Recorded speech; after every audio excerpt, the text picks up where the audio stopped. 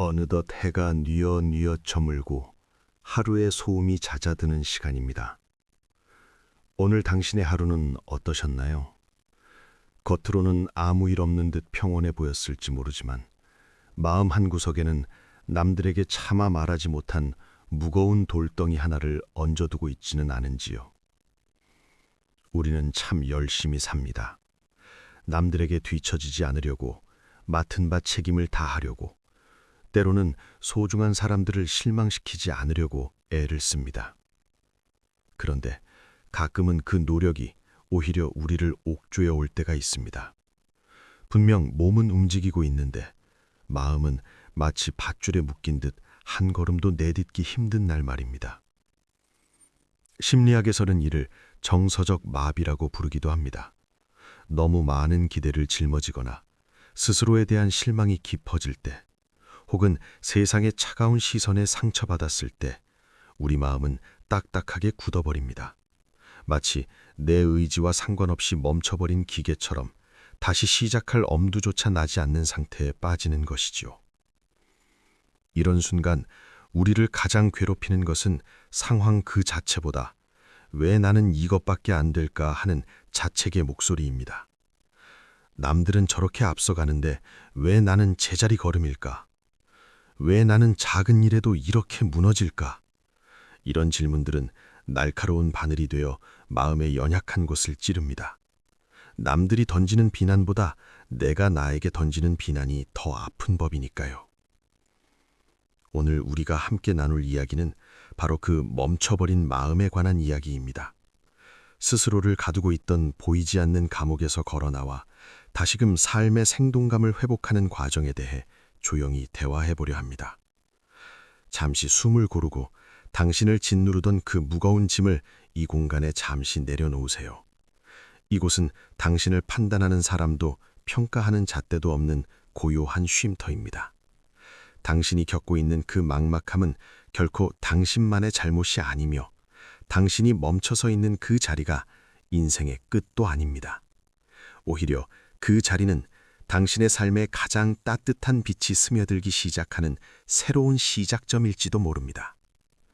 이제 아주 오래전 어느 마을에서 일어났던 멈춰버린 삶이 다시 흐르기 시작한 그 경이로운 순간 속으로 당신을 초대합니다. 그곳에서 당신의 굳어진 마음을 녹여줄 부드러운 음성을 함께 들어보시겠습니까? 먼지 섞인 바람이 낮은 지붕 사이를 훑고 지나가는 어느 오후였습니다. 갈릴리 호숫가의 작은 마을 가버나움의 한 집 앞은 인산인해를 이루고 있었습니다. 사람들의 웅성거림과 뜨거운 열기 사이로 4명의 사내가 짊어진 들것 하나가 조심스럽게 움직입니다. 그 위에는 평생을 누워 지낸 스스로는 손가락 하나 까딱할 수 없는 한 남자가 있었습니다. 그의 세상은 언제나 바닥에서 시작해 바닥에서 끝났습니다. 사람들의 발치만 바라봐야 하는 삶. 누군가의 도움 없이는 목을 축이는 일조차 허락되지 않는 일상. 육체의 마비는 곧 영혼의 마비로 이어졌습니다. 그는 아마도 생각했을 것입니다. 나는 왜 이렇게 태어났을까? 내가 무슨 잘못을 했기에 이런 형벌 같은 삶을 사는 걸까? 남들이 무심코 던지는 시선은 화살이 되어 그의 가슴에 박혔고 그는 점차 스스로를 세상으로부터 격리해 나갔습니다. 그의 들것은 그에게 안식처가 아니라 벗어날 수 없는 거대한 감옥이었습니다. 하지만 그날 그를 둘러싼 공기가 바뀌었습니다. 지붕을 뚫고 내려온 빛 아래 수많은 군중의 시선이 그에게 쏟아질 때 그는 수치심에 눈을 감아버렸을지도 모릅니다. 그런데 그때 단 한 번도 들어본 적 없는 따뜻하고 낮은 음성이 들려왔습니다. 얘야, 안심하여라. 네 마음을 짓누르던 그 어긋난 기억과 무거운 짐들이 이제 모두 사라졌단다. 그것은 단순한 치유의 선언이 아니었습니다. 세상이 그에게 씌운 죄인이라는 낙인, 스스로가 자신에게 부여한 실패자라는 정체성을 단번에 녹여버리는 용서와 수용의 언어였습니다. 주변의 지식인들은 수근거렸습니다. 어떻게 감히 저런 말을 할 수 있는가? 그들에겐 법과 질서가 중요했지만 그 자리에 계셨던 그분에게는 오직 한 사람의 고통만이 보였을 뿐입니다. 그분은 보이지 않는 마음의 족쇄를 먼저 풀어주신 뒤 비로소 그의 멈춘 육체에 말씀하셨습니다.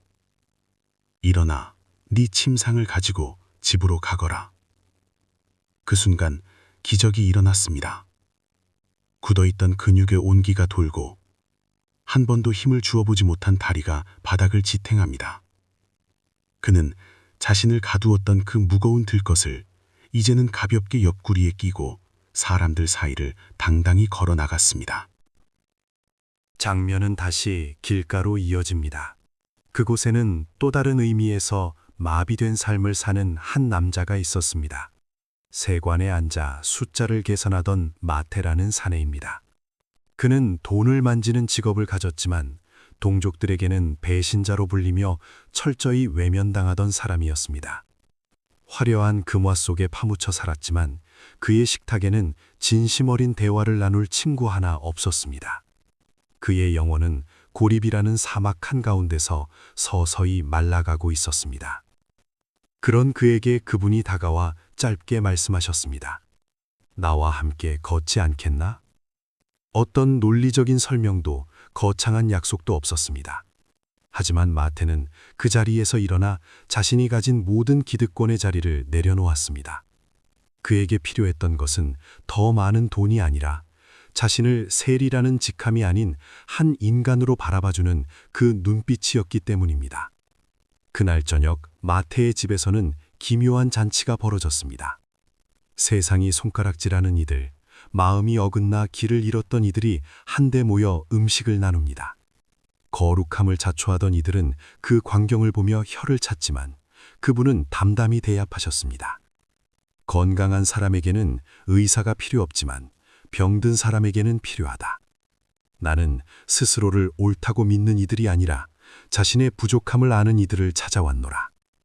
먼지 날리는 길 위에서 그리고 소외된 잔치상 위에서 그렇게 멈춰있던 삶들이 다시 요동치기 시작했습니다. 방금 보신 두 장면 속에는 오늘을 살아가는 우리들의 모습이 거울처럼 투영되어 있습니다. 침상에 누워 움직이지 못하던 남자, 그리고 남들의 시선을 피해 세관의 구석진 자리에 머물던 마테. 이들이 겪었던 것은 단순한 육체적 고통이나 사회적 고립만이 아니었습니다. 그것은 나는 가치 없는 존재라는 깊은 자기 부정과 세상의 기준에 부합하지 못했다는 데서 오는 어긋난 마음의 무게였습니다. 흥미로운 점은 그분이 중풍 환자에게 일어나라 라고 말씀하기 전에 안심하여라, 네 죄가 사하여졌다고 말씀하셨다는 사실입니다. 여기서 죄라는 단어를 종교적 틀에서 벗어나 삶의 언어로 읽어보면 그것은 스스로를 향한 원망이자 풀리지 않는 마음의 매듭입니다. 우리가 무언가에 실패했을 때 혹은 예기치 못한 불행을 겪었을 때 우리는 흔히 내가 무엇을 잘못했길래 이런 일이 생길까라며 원인을 자신에게서 찾으려 합니다. 이런 자책은 보이지 않는 족쇄가 되어 우리를 침상에 묶어버립니다.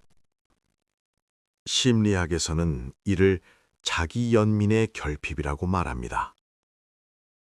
몸이 아픈 것보다 더 무서운 것은 마음이 스스로를 공격하며 너는 이제 끝났다고 선언하는 것입니다. 그분은 바로 그 마음의 매듭을 먼저 풀어주셨습니다. 네가 지금 겪고 있는 고통은 너의 잘못이 아니니 더 이상 너 자신을 미워하지 말라는 안심의 메시지가 먼저였던 것입니다. 마음의 짐이 가벼워질 때 비로소 육체는 일어설 힘을 얻습니다. 마태의 부르심 역시 우리에게 깊은 성찰을 줍니다. 마태는 당시 사회에서 기능으로만 평가받던 사람이었습니다.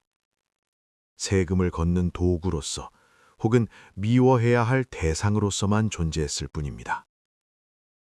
누구도 그의 이름을 따뜻하게 불러주거나 그의 고독한 내면을 들여다보려 하지 않았습니다. 하지만 그분은 마태의 직업이나 과거가 아닌 그의 존재 자체를 보셨습니다. 현대사회는 우리를 끊임없이 기능과 성과로 측정합니다.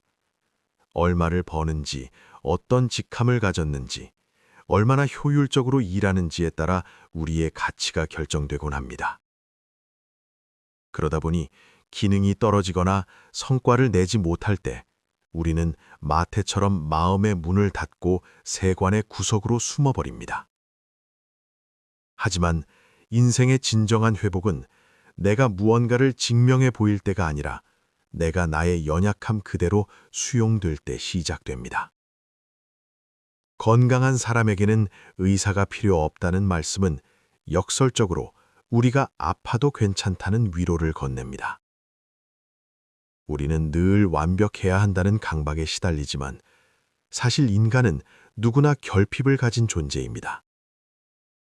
그 결핍이야말로 우리가 서로를 필요로 하게 만들고 값없이 주어진 선물인 은혜가 머물 자리가 됩니다. 스스로를 완벽하다고 믿는 이들에게는 타인의 고통이 보이지 않지만 자신의 병듦을 아는 이들은 서로의 아픔에 공감하며 함께 치유의 식탁에 앉을 수 있습니다. 지금 당신의 마음이 굳어 있다면 그것은 당신이 나약해서가 아닙니다. 너무 오랫동안 스스로를 혹독하게 대했거나 세상의 차가운 평가를 온몸으로 받아냈기 때문일 것입니다. 당신에게 필요한 것은 더 채찍질하는 목소리가 아니라 그동안 고생 많았다는 조용한 인정과 이해입니다.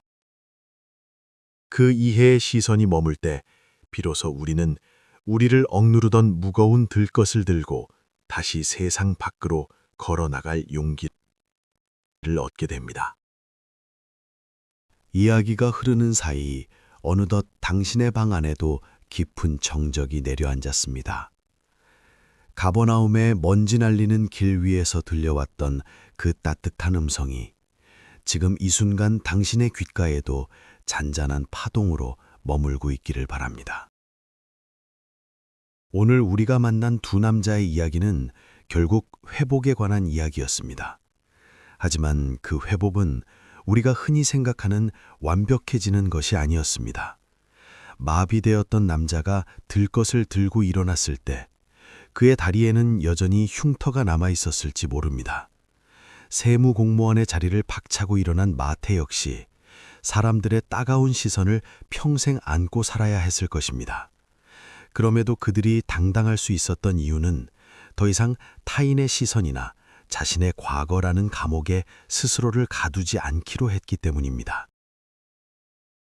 이제 당신의 오늘을 돌아봅니다. 당신을 꼼짝 못하게 묶어두고 있는 심리적 들것은 무엇인가요? 나는 이래서 안 돼라는 고정관념인가요? 아니면 그때 그러지 말았어야 했는데 라는 뒤늦은 후회인가요? 그것이 무엇이든 오늘 이 시간 이후로는 그 짐을 당신의 정체성으로 삼지 않으셨으면 합니다. 당신은 누워있던 그 자리가 아니라 그 자리를 털고 일어나는 움직임 그 자체로 아름다운 존재이기 때문입니다. 혹시 당신도 마태처럼 세상의 효율성이라는 자로 자신을 재며 나는 쓸모없는 사람이라고 자책하고 있지는 않았나요? 기억하십시오. 세상은 당신이 무엇을 할 수 있는지를 묻지만 진정한 위로는 당신이 존재함 그 자체에 주목합니다. 아픈 곳이 있다면 아픈 그대로, 결핍이 있다면 부족한 그대로 그분의 식탁에 초대받을 자격이 충분합니다. 인생이라는 긴 여정에서 우리가 배워야 할 가장 중요한 기술은 남을 사랑하는 법 이전에 값없이 주어진 선물 같은 하루를 누리며 나 자신과 화해하는 법일지도 모릅니다. 오늘 밤 잠자리에 들기 전 거울 속에 당신을 가만히 들여다보며 이렇게 말해주는 건 어떨까요? 오늘 하루도 참 애썼다. 네가 너의 편이 되어주지 못했던 시간들을 이제는 용서하자. 어긋났던 마음은 다시 제자리를 찾을 것이고 멈췄던 삶은 내일 다시 흐르기 시작할 거야. 이제 조용히 질문을 남기며 대화를 마무리하려 합니다. 내일 아침 당신이 가장 먼저 털고 일어나야 할 마음에 들 것은 무엇인가요? 그리고 당신의 연약함을 있는 그대로 받아들여줄 그 따뜻한 식탁에 당신은 누구를 초대하고 싶으신가요? 정답을 찾으려 애쓰지 마세요. 그저 이 질문들이 당신의 마음속에 작은 파동을 일으켜 굳어있던 일상을 부드럽게 깨우는 마중물이 되기를 바랄 뿐입니다. 당신의 하루와 세상 사이 그 고요한 틈새에 언제나 따스한 위로가 머물기를 소망합니다. 평안한 밤 되십시오.